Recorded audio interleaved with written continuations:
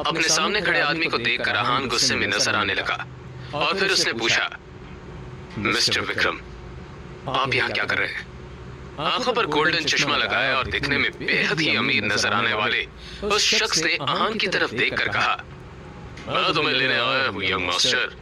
अब आपसे ज्यादा बहस तो नहीं कर सकता क्योंकि मैं भी आपके पापा का बस नौकर ही हूँ, लेकिन उन्होंने जो कहा है वो काम तो पूरा करना ही होगा। जवाब में आहान खींचते हुए बोला, सीधा पॉइंट पर आइए, पहेलियां बुझाना मुझे पसंद नहीं। इस पर विक्रम मुस्कुराते हुए बोला, अच्छी बात है, तो मैं आपसे ये कहने आया था कि आपके पिताजी आदित्य राज ज्यादा चाहते हैं कि आप उनके बिजनेस को आकर संभाल लें। वो आपको एशिया के सबसे बड़े बिजनेस एम्पायर को सौंपना चाहते हैं। विक्रम की बात सुनकर आहान गुस्से में बोला, और आपने सोच लिया कि मैं उनकी बात मान जाऊंगा? मैं तो उनका नाजायज बेटा हूं ना, फिर वो ये सब मुझे क्यों?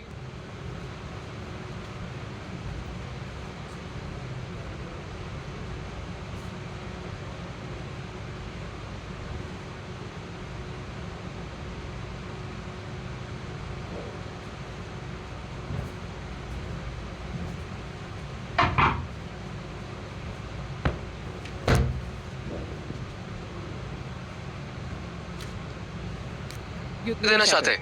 और फिर जब मेरी माँ बीमार थी और मैं उनसे मदद मांगने गया था तब तो ये इंसान मीटिंग में बिजी था। उन्हीं की वजह से आज मेरी माँ इस दुनिया में नहीं है और इसके लिए मैं उन्हें कभी माफ नहीं करूंगा। आप यहाँ से चले जाइए मिस्टर विक्रम। आहान की इस बात पर विक्रम ने एक लंबी सांस ली और फिर कहा, यंग मास्टर, आप भी जानते हैं कि आपके पिता कितने जिद्दी हैं। वे आपको अपने पास लाने के लिए किसी भी हद तक जा सकते हैं। गिल खानदान उनके सामने कोई औकात नहीं रखता। वे जिसे भी चाहे पल भर में मिट्टी में मिला सकते हैं। लेकिन हाँ, आपके साथ जो कुछ भी हुआ उन बातों को आप भूल जाइए। अब मिस्टर रायजादा आपको वो सब कुछ देने को तैयार है जिसके आप हकदार हैं। आहान ने जैसे अपना आखिरी फैसला सुनाते हुए कहा, आप यहाँ से चले जाइए मिस्टर विक्रम, और उन्हें बता दीजिए कि मुझे उनकी दौलत में कोई इंटरेस्ट नहीं है। उनकी सारी दौलत मिलकर भी मेरी माँ को वापस नहीं ला सकती। और गलती से भी किसी को ये बात पता नहीं चली चाहिए कि मैं रायजादा खानदान से हूँ और रायजादा ग्रुप के मालिक आदित्य रायजादा का बेटा हूँ। इतना कहकर आहान ने अपनी बाइक स्टार्ट की और वहां से निकल गया। विक्रम उसे जाता हुआ देखता रहा और फिर अपना मोबाइल निकालकर आदित्य रायजादा का नंबर डायल किया। दूसरी तरफ से आवाज आने पर विक्रम बोला, आहान ने अपनी बात मानने से मना कर दिया है।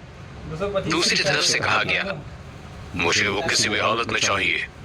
इसके लिए जो भी रास्ता अपनाना पड़े तुम अपनाओ, लेकिन आहान मुझे हर हाल में चाहिए। इतना कहकर फोन काट दिया गया। कुछ सोचकर विक्रम के होठों पर एक मुस्कान आ गई और वो बोला, यंग मास्टर, आपको आना ही होगा। इधर आहान कुछ ही देर में अब अपने घर पहुंच चुका था। सामने लगी घड़ी में देखा तो शाम के 7 बज चुके थे। अपने आसपास देखते हुए उसने कहा, शनाया की माँ तो अपने घर वापस जा चुकी है, लेकिन शनाया का पता नहीं कि वो कब आए। तभी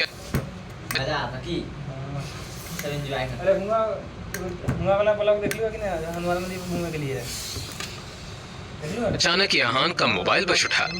उसने स्क्रीन पर देखा तो यामिनी जी का फोन था। फोन उठाते ही दूसरी तरफ से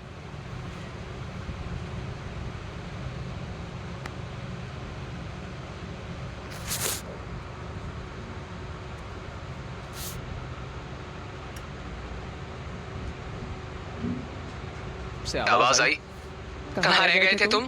तुम्हें पता है कि तुम्हारी वजह से मेरी सहेलियों के सामने